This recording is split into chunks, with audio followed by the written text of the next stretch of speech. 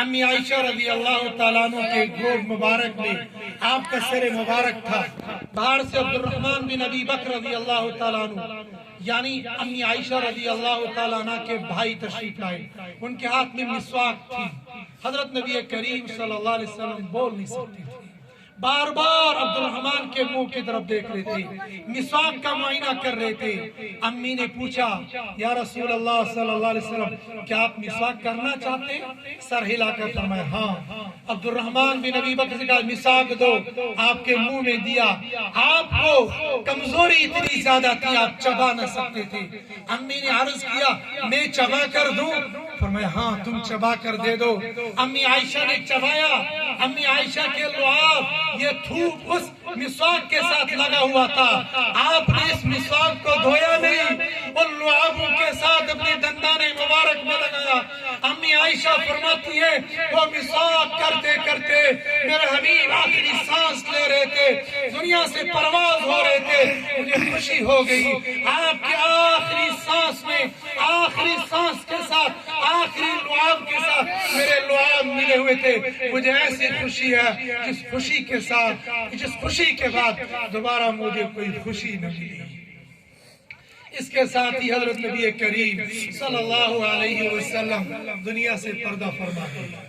یہاں پر ایک لطیفہ, حضرت فاطمہ رضی اللہ تعالیٰ عنہ کہنے لگی امی جان مقام زیادہ بڑا میرا ہے, آپ تو امی ہو, میں تو سرداران جنت ہوں, خاتون جنت. مستورات ماں اور بہنوں جب جنت میں جاؤ گی, جنت کے دروازے پر خاتون جنت نبی علیہ السلام کی بیٹی حضرت فاطمہ رضی اللہ تعالیٰ عنہ سے ملاقات ہو جائے گی. لیکن فاطمہ سے ملاقات اس عورت کی ہوگی جس عورت نے اپنی زندگی فاطمہ کے نقش قدم پر لگایا ہوگا. اگر زندگی گزاری ہوگی یہود اور نصارہ کے طریقے پر, پھر فاطمہ سے ملاقات کی امید بھی نہ رکھنا. فرمایا امی مقام بڑا میرا ہے آپ کا نہیں. امی عائشہ رضی اللہ تعالیٰ عنہ نے فرمایا ہاں ہاں بیٹی جانتی ہوں آپ محبوب کبریا امام الانبیاء محمد الرسول اللہ صلی اللہ علیہ وسلم کی بیٹی ہو, خاتون جنت کی سردار ہو. لیکن بیٹی آپ کو بتاؤں, میں خود سے نہیں کہہ رہی ہوں, آپ کے ابا حضور سے میں نے یہ سنا ہے کل قیامت کے دن جو مرد جنتی ہوگا, دنیا میں جس عورت کے ساتھ اس کا نکاح ہوگا, اگر وہ عورت بھی جنتی ہوگی تو وہ عورت اس مرد کے ساتھ جنت میں جائے گی. مجھے امید ہے تم بھی جنت میں جاؤ گی, میں بھی جنت میں جاؤں گی. لیکن جس وقت تم جنت میں جاؤ گی تمہارے ہاتھ میں علی کا ہاتھ ہوگا اور میرے ہاتھ میں محمد رسول اللہ کا ہاتھ ہوگا. سبحان اللہ. جواب بھی دے دیا, دل بھی نہیں توڑا. میں شورت میں پھٹ کر جواب دوں, چاہے دل ٹوٹے یا باقی رہ جائے. ایمان والے کا دل توڑنا 70 مرتبہ خانے کعبہ گرانے سے زیادہ برا ہے. لیکن کیسے دل توڑا جائے گا؟ اگر کسی کو دین کی بات سنتے ہوئے بری لگ رہی ہے اور وہ یہ کہے گا میں داڑھی منڈا ہو کر مولانا صاحب مجھے کہہ رہے ہیں کیا ٹیبل لمپا یوں چھپ پکن, یہ تو میرا دل توڑ رہا ہے. نہیں نہیں, اس کو دل توڑنا نہیں کہتے ہیں. ہمارے یہاں کا میرا دوست جماعت میں گیا, پہلی مرتبہ جماعت میں جا رہا تھا, جموں میں پہنچا تو وہاں کالج کے کچھ دوست ملے تو انہوں نے کہا چلو فلم دیکھ کے آتے ہیں. یہ بہت پرانی بات ہے, 10-12 سال پہلے کی بات ہے. تو جب وہ وہاں گئے, مظفر نگر میں ان کی جماعت تھی, تو ہم تو بے تکلف اسکول کے ساتھی تھے, کہنے لگے بعض آز گھر پڑھن جب مجھ میں فلم یہ کیا کرو جماعت سے تو کم سے کم یہ خیال تھا. تو بولو تو ہی چھوڑن کسی مسلمان کا دل نہیں توڑنا چاہیے. تو اس نے کہا چلو فلم دیکھیں, میں نے سوچا نہیں جاؤں گا, اس کا دل ٹوٹ جائے گا, لہذا میں نے اس کا دل رکھنے کے لیے فلم نہیں دیکھی. تو دل توڑنا اور دل رکھنا یہ الگ الگ ہے, یہ دونوں لائنیں الگ ہیں. میں نے کہا اصحاب الیمین ما اصحاب الیمین, اصحاب الشمال ما اصحاب الشمال, دونوں راستے الگ الگ ہیں.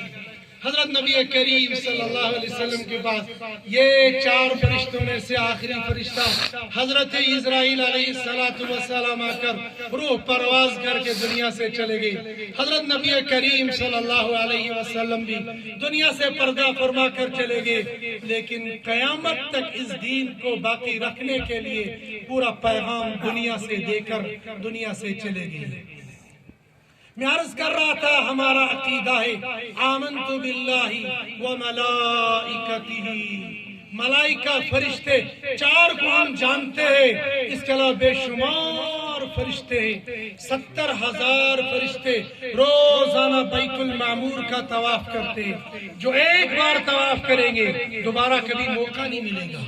کتنے فرشتے ہیں اللہ بہتر جانتے ہیں. ہمارا ایمان ہے جتنے فرشتے ہیں ہمارا سب پر ایمان ہے، سب نورانی اللہ کی وہ مخلوق ہے جو رتی برابر بھی اشتوارز برابر تچنا اللہ تعالیٰ سے نافرمانی کرن کہتے ہیں.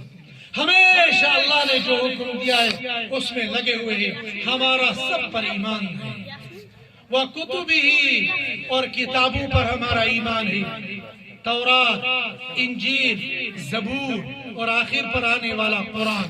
قرآن پر بات میں کروں گا. آخر پر ہمارا 4 کتاب وَكُتُبِهِ وَرُسُلِهِ، آدم سے لے کر پیغمبر آخر الزمان تک جتنے رسول جتنے پیغمبر آئے سب حق تھے، سب سچے تھے، سب صحیح تھے، سب من جانب اللہ تھے. لیکن تمام نبیوں کی شریعت کو محمد الرسول اللہ صلی اللہ علیہ وسلم کی شریعت میں آ کر منسوخ کر دیا.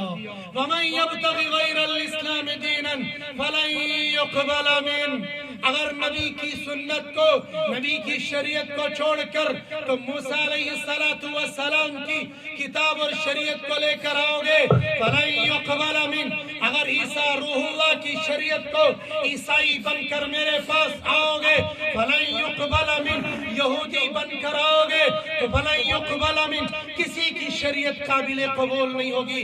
ابراہیم خلیل اللہ جو محمد رسول اللہ صلی اللہ علیہ وسلم کے آبا و اجداد میں سے تعلق رکھتے ہیں، آپ کی 18ویں پشت پر آپ کا نسب نامہ جا کے مل جاتا ہے.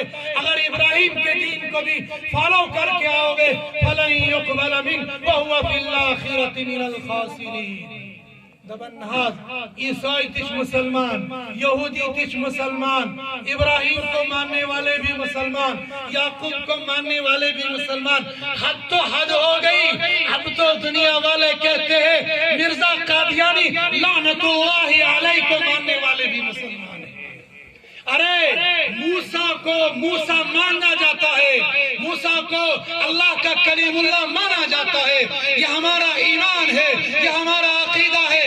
مگر ہم یہ مانتے ہیں، ہم یہ جانتے ہیں، ہم یہ عقیدہ رکھتے ہیں. آج کی تاریخ میں آج کی ڈیٹ میں اگر کوئی آدمی یہ کہے گا میں موسیٰ کی شریعت پر عمل کرتے ہوئے جنت کے راستے پر جائے گا، ہم یہ اعلان کریں گے آج کی تاریخ میں جو محمد رسول اللہ صلی اللہ علیہ وسلم کو چھوڑ کر موسیٰ کلیم اللہ کو اپنا رہبر، اپنا آئیڈل اور اپنا نمونہ بنائے گا سیدھا جہنم میں جائے گا.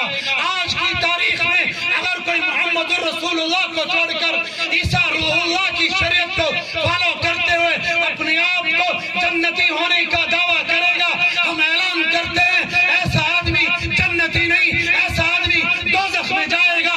آج کی تاریخ میں اگر کوئی آدمی یہ اعلان کرے گا میں ابراہیم خلیل اللہ کی شریعت کو فالو کرتے ہوئے ابراہیم خلیل اللہ کی شریعت کو مانتے ہوئے جنت میں جاؤں گا، آج کی تاریخ میں آج کا مسلمان، آج کا قرآن خان، آج کا محدث، آج کا فقیہ، آج کا امام، آج کا مفتی یہ اعلان کرے گا، یہ فتویٰ صادر کرے گا، یہ آدمی سیدھا جہنم میں جائے گا.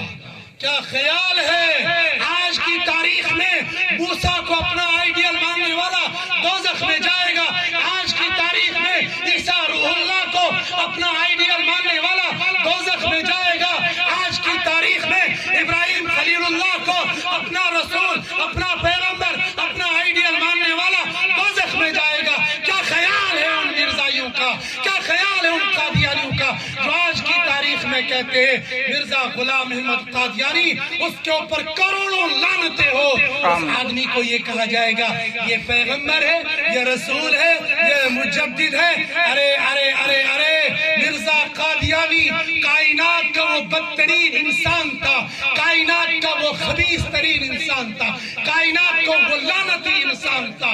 اس مرزا قادیانی نے اپنی کتاب چشمہ معرفت کے اندر لکھا ہے، میرے لیے نہیں، آپ کے لیے نہیں، آپ کے باپ کے لیے نہیں، آپ کے دادا کے لیے نہیں، آپ کے مفتی کے لیے نہیں، آپ کے امام کے لیے نہیں، آپ کے خلیل کے لیے نہیں، آپ کے دوست کے لیے نہیں، آپ کے بھائی کے لیے نہیں، بلکہ ہم سب کے پیغمبر محمد الرسول اللہ صلی اللہ علیہ وسلم کے بارے میں اپنے ان بدبخت ہاتھوں سے اس بدبخت کتاب چشمہ معرفت کے اندر لکھا ہے، اللہ نے محمد الرسول اللہ صلی اللہ علیہ وسلم کو چھپانے کے لیے حشرات الارض کی نجاست کی جگہ کا انتخاب کیا ہے۔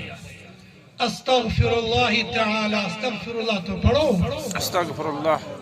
شاید مرزا قادیانی بدبخت کے تحریرات عقائد سے آپ لوگ واقف نہیں ہو۔ کیا کہا گیا؟ دبن ناس تقریر کا زبردست ونن کیا دبن تشو نے یاد ہو ونن کیا۔ تقریریں سنتے ہو، اپنے عقیدے کو درست کرو۔ اگر عقیدے کی خرابی کے ساتھ کروڑوں نمازیں پڑھ کر چلے گئے، ساری زندگی روزے رکھ کر چلے گئے، ساری زندگی تہجد پڑھ کر چلے گئے، ساری زندگی خیرات کرتے چلے گئے، سیدھا جہنم کے دروازے پر جہنمی دروگہ استقبال کرے گا۔ عقیدے کے بغیر جنت اور دوزخ کا فیصلہ نہیں ہو سکتا۔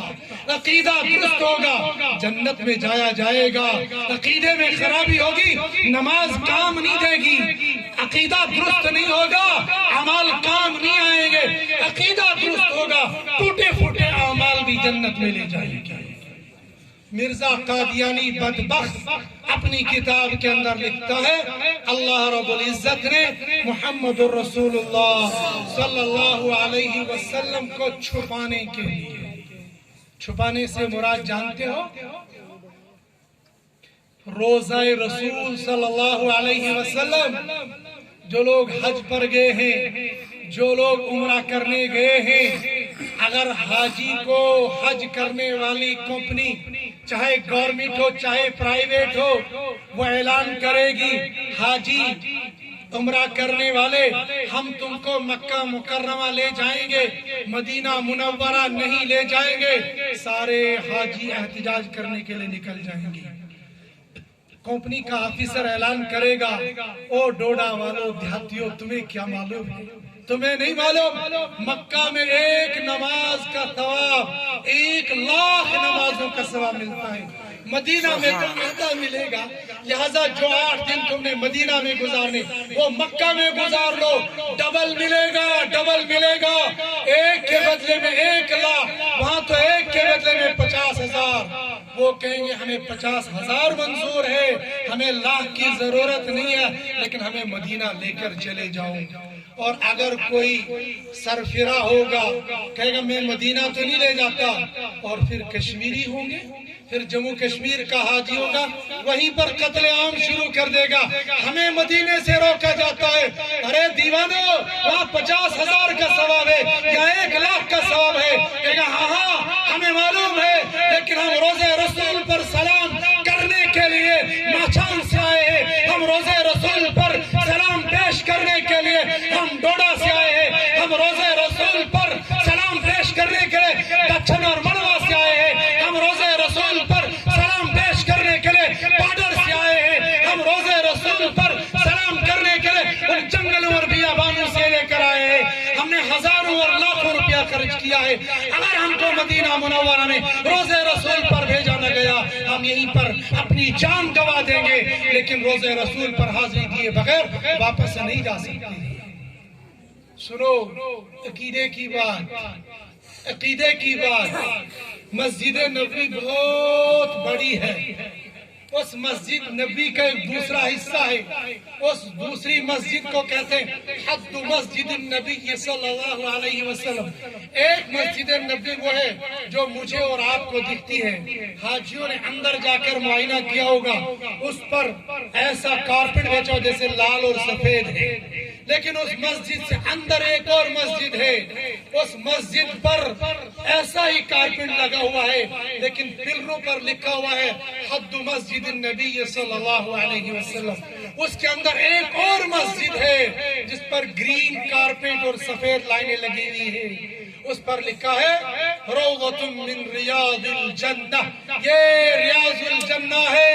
اس ریاض الجنہ میں 2 رکعت نماز ادا کرنے کے لیے ڈوڈا سے گیا ہوا حاجی ساری رات کھڑا رہے گا، تہجد کے وقت میں صرف 2 رکعت پڑھنے کی وہاں پر اجازت مل جاتی ہے، 2 رکعت پڑھنے کا موقع ملتا ہے، صبح باہر نکل کر خوش اور خرم ہوتا ہے، الحمدللہ مجھے 2 رکعت ریاض الجنہ میں پڑھنے کی توفیق مل گئی۔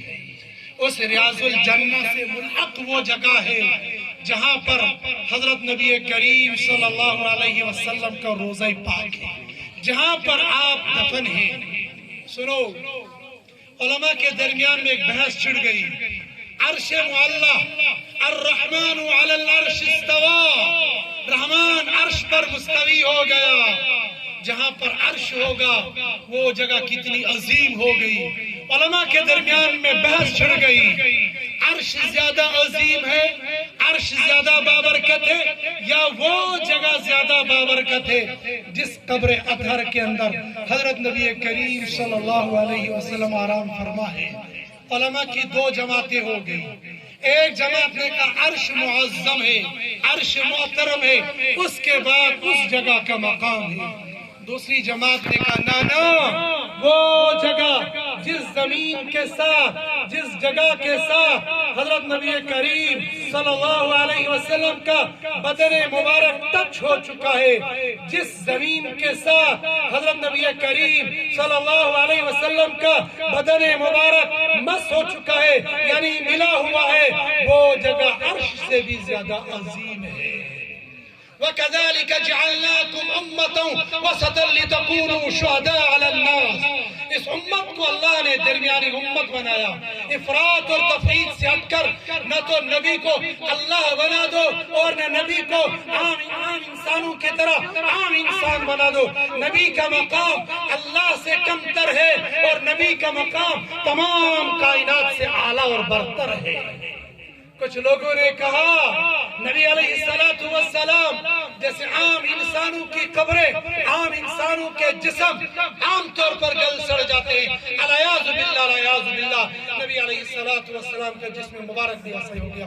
میں عقیدہ یہ نہیں رکھ رہا، میں بیان کر رہا ہوں۔ کچھ لوگوں کا کہنا یہ ہے ہم ایسے عقیدے کو نہیں مانتے، ہم اس بات کو نہیں مانتے، میں اس عقیدے کا قائل ہوں جس طریقے سے حضرت نبی کریم صلی اللہ علیہ وسلم کو قبر اطہر کے اندر رکھا گیا تھا، آج بھی بعینی اسی شکل میں موجود ہے۔ ارے نبی تو نبی ہے، نبی تو نبی ہے۔ جن لوگوں نے شہداء کی قبروں کو کھول کے دیکھا، جن کے یہاں شہداء کی قبریں ٹوٹ گئی، ان لوگوں نے اپنی آنکھوں سے مشاہدہ کیا شہداء کی قبریں آج بھی اسی کفن کے ساتھ موجود ہیں۔ جب شہداء کی قبریں اس کفن کے ساتھ موجود ہوں گی تو کیا خیال ہے امام الانبیاء محبوب کبریا حضرت محمد رسول اللہ صلی اللہ علیہ وسلم کے بارے میں کہ کیا آپ کے جسم اطہر کے ساتھ الیاذ باللہ کوئی آنچ آئی ہوگی؟ ہمارا ایمان، میرا خیال اس جماعت کے ساتھ ہے جو یہ کہتی ہے وہ جگہ عرش معلیٰ سے زیادہ عظیم اور برتر اور اعلیٰ ہے۔ بہرحال یہ اختلاف مسئلہ ہے، لیکن میرا ایمان، میرا عقیدہ اس جماعت کے ساتھ ہے۔ جہاں پر حضرت نبی کریم صلی اللہ علیہ وسلم کی قبر اطہر موجود ہے، اسی جگہ کے بارے میں یہ بدبخت مرزا قادیانی یہ کہتا ہے، ہمارا عقیدہ یہ ہے، اور یہ بدبخت اپنی کتاب چشمہ معرفت کے اندر لکھا ہے، حضرت نبی کریم صلی اللہ علیہ وسلم کو چھپانے کے لیے اللہ نے حشرات الارض کے نجاست کی جگہ کا انتخاب کیا۔ یعنی اس روزے پاک کے بارے میں کہتا ہے حشرات الارض، زمین کے کیڑے مکوڑے، نجاست پیشاب پاخانے کی جگہ۔ وہ مرزا قادیانی وہ اعلان کرتا ہے میں خدا کی راہوں میں سے آخری راہ ہوں، میں خدا کے نوروں میں سے آخری نور ہوں۔ برہان احمدیہ اس کی اٹھا کر دیکھ لو، یہ دعویٰ آپ کو ملے گا۔ کشتی نور اٹھا کر دیکھو، اس کا یہ دعویٰ ملے گا۔ اس کے علاوہ سینکڑوں نہیں ہزاروں دعوے وہ کرتا ہے، اور نبی علیہ السلام کے بارے میں کہتا ہے اللہ نے محمد کو 300 معجزات دیے تھے اور مجھے 1000 معجزات دیے۔ استغفر اللہ۔ جانتے ہو سیدنا امام اعظم ابو حنیفہ رحمۃ اللہ علیہ رحمتوں واسعہ فرماتے ہیں اگر کوئی آدمی یہ دعویٰ کرے گا میں نبی ہوں، اگر کوئی بدبخت یہ کہے گا میں اللہ کا نبی ہوں، اور ایک پکا سچا مسلمان اس سے کہے گا جو نبی دنیا میں آیا اس نبی کے ساتھ اس کا معجزہ ہوا کرتا تھا، تم یہ بتاؤ تمہارا معجزہ کیا ہے؟ صرف یہ سوال کرے گا تم یہ بتاؤ تمہارے ساتھ معجزہ کیا ہے؟ یہ سوال کرنے کی وجہ سے یہ پکا سچا مسلمان کافر بن جائے گا۔ اس لیے کہ اس نے قرآن کا اعلان کر دیا ما کان محمد ابا احد من رجالکم ولکن رسول اللہ وخاتم النبیین۔ گویا اس آدمی کا ختم نبوت کے بارے میں ایک طرح کا سوال پیدا ہو گیا کہ ممکن ہے کوئی نبی آئے گا، لہذا اس سے معجزے کا مطالبہ کیا گیا۔ معجزہ دکھانا نہیں، خالص مطالبے پر یہ پکا سچا مسلمان یہ کافر بن جائے گا۔ یہ مرزا قادیانی بدبخت یہ کہتا ہے میں خدا کے نوروں میں سے آخری نور ہوں، میرے علاوہ تمام ظلمت ہی ظلمت ہے۔ اگر کوئی آدمی آج یہ کہے گا مرزا قادیانی کو نبی مانا جائے، مرزا قادیانی کو مجدد مانا جائے، مرزا قادیانی کو ولی مانا جائے، تم کہتے ہو نبی، تم کہتے ہو مجدد، تم کہتے ہو ولی، ہم یہ کہتے ہیں مرزا قادیانی تو انسان کہلانے کے لائق بھی نہیں تھا۔ اس لیے کہ مرزا قادیانی کے بیٹے نے اپنی کتاب کے اندر لکھا ہے، سیرت مہدی کر کے اس نے کتاب لکھی ہے، اس کتاب کے اندر اس نے بطور روایت نقل کیا ہے کہ مہدی علیہ لعنت اللہ علیہ وہ تو کہتا علیہ السلام، ہم کہتے مرزا قادیانی پر کروڑوں لعنتیں ہو، مرزا قادیانی پر کروڑوں لعنتیں ہو، مرزا قادیانی اس کائنات کا سب سے بدترین انسان تھا۔ وہ بدبخت یہ کہتا ہے میرا اور اللہ کا تعلق ایسا تھا جیسا میاں بیوی کا تعلق ہوا کرتا ہے۔ تم یہ بتاؤ کیا ایسا بدبخت انسان کہلانے کی بھی مستحق ہے؟ ایسا انسان تو انسان بھی نہیں کہا جائے گا، چاہے کہ اس کو نبی مانا جائے۔ لہذا مرزا قادیانی کو اگر کوئی انسان نبی مانا